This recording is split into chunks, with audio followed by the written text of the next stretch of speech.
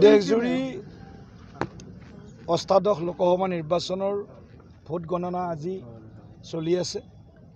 সমগ্ৰ দেশত আকৌ এবাৰ মোদী চৰকাৰৰ যি আমাৰ লক্ষ্য আছিল সেই লক্ষ্যৰ দিশত আমি আগবাঢ়িছোঁ। অসমতো আমি ভবা ধৰণে আগবাঢ়ি আছোঁ। বিশেষকৈ দৰং ওদালগুৰি লোকসভা সমষ্টিত আমি ভাবিছিলোঁ 4 লক্ষাধিক ভোটত আমি জয়লাভ কৰিম আৰু এতিয়া যিটো প্ৰায় আধাৰ ভোট প্ৰায় কাউণ্টিং হ'ল, আধাতকৈ অলপ বেছি হৈছে, প্ৰায় 10 লাখৰ ওচৰা-ওচৰি কাউণ্টিং হ'ল। এতিয়ালৈকে আমি 1,88,000 ভোটত আগবাঢ়ি আছোঁ। গতিকে আমি যিটো লক্ষ্য ৰাখিছিলোঁ 4 লাখ ভোট, নেয়াৰ টু পাৰফেক্ট বুলি ক'ব লাগিব। 4 লাখৰ ওচৰা-ওচৰি মাৰ্জিনত দৰং ওদালগুৰি লোকসভা সমষ্টিত NDA বিজয়ী হ'ব, এয়া প্ৰায় নিশ্চিত হোৱাৰ দিশত। মই দৰং ওদালগুৰি ভোটদাতা ৰাইজক আগতীয়াকৈ আৰম্ভণিতে আৰু আন্তৰিক কৃতজ্ঞতা ধন্যবাদ জ্ঞাপন কৰি থৈছোঁ। আৰু যিহেতু আমি সকলোৱে জানোৱেই যে মোদী ডাঙৰীয়াৰ নেতৃত্বত দিল্লীত চৰকাৰ হ'ব, গতিকে আমি সকলোৱে আমাৰ বিকাশৰ যিটো ৰাজনীতি, বিকাশৰ যিটো ধাৰা, এই ধাৰাটোক আৰু শক্তিশালী কৰাৰ কাৰণে আমি সকলোৱে একেলগে কাম কৰিম। আৰু চৰকাৰ কণ্টিনিউৱাছ প্ৰচেছ এটা, যিবিলাক কাম আধৰুৱা হ'ল সেই কামখিনি আমি পূৰ্ণ গতিত আধৰুৱা কামখিনি সম্পূৰ্ণ কৰিম আৰু নতুন নতুন কিছু যোজনাৰে আমি আগবাঢ়িম। ৰাষ্ট্ৰীয় প্ৰেক্ষাপটত কিন্তু আশা কৰা ধৰণে ফল নহ'ল বুলি আমি ভাবিছোঁ। ট্ৰেইনটো তেনেকৈ যোৱা নাই। তেনেকুৱা এতিয়া আপোনালোকে বিভিন্ন অঞ্চলত ভোট গণনা, আমাৰ ইয়াত অলপ ফাষ্ট বুলিয়ে ক'ব লাগিব। কিছুমান অঞ্চলত ভোট গণনা বহুত বাকী আছে।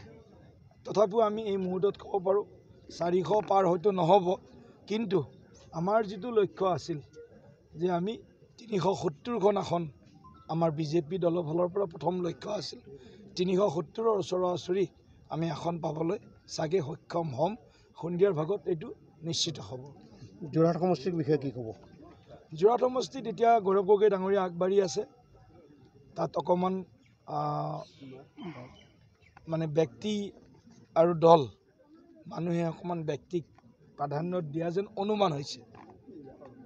বহুতে ভাবিছে গৌৰৱ গগৈ সংসদত ধুনীয়া বক্তব্য দিয়ে আৰু আগৰ মুখ্যমন্ত্ৰীৰ সুযোগ্য সন্তান ক'ব গ'লে। গতিকে গোটেইবিলাক কথা মানে হাতে পাছে বাৰৈ মিলি গৌৰৱ গগৈ অকণমান এডভান্টেজ পোৱা যেন অনুমান হৈ আছে। এই মুহূৰ্তত ক'ব নোৱাৰোঁ ফাইনেল, যিহেতু আৰু ভোট কাউণ্ট বাকী আছে। কিন্তু যিটো আমি ট্ৰেণ্ড দেখিছোঁ, গৌৰৱ গগৈ ডাঙৰীয়াৰ পক্ষত অকণমান এটা বেছি সুযোগ থকা যেন আমাৰ অনুমান হৈ আছে। কিন্তু এটা কথা স্পষ্ট যে ৰাজনীতিত কেৱল বক্তব্যৰে বা কেৱল ভাষণেৰে বহুদিন আমি ৰাজনীতি কৰিব নোৱাৰোঁ। ৰাজনীতিত নামিব লাগিলে মূৰৰ পৰা ঘাম ওলাব লাগিব। ৰাজনীতিত নামিব লাগিলে চাইকেল মটৰচাইকেল চলাব লাগিব, খোজ কাঢ়িব লাগিব, জোকে খাব লাগিব, বিচাই ডাকিব লাগিব। এইবিলাক হ'ব লাগিব। ৰাজনীতিৰ সাধাৰণ জনতাৰ লগত যদি থাকে এইবিলাক হ'ব লাগিব। কিন্তু ৰাজনীতিৰ ট্ৰেণ্ডটো সদায় একেই নাথাকে, বদলি থাকে।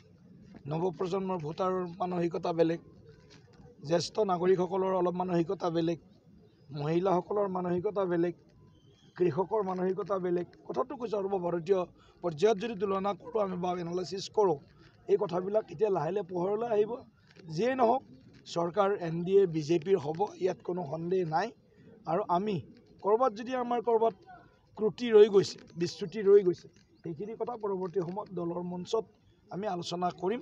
কিন্তু এই মুহূৰ্তত আমি কোনো ফাইনেল আমি ইয়াত ষ্টেটমেণ্ট দিব বিচৰা নাই যে এইটো মোৰ ফাইনেল ষ্টেটমেণ্ট। এইটো আৰম্ভণি ক'ব লাগিব। এতিয়া ফ্ৰম দি কোৰ অফ দি হাৰ্ট, মোৰ অন্তৰৰ পৰা মই বিশেষকৈ দৰং ওদালগুৰিবাসী ভোটদাতা ৰাইজক আকৌ এবাৰ মই শতকোটি ধন্যবাদ প্ৰণিপাত জ্ঞাপন কৰিছোঁ। ৱেষ্ট বেংগলত কোনো প্ৰভাৱ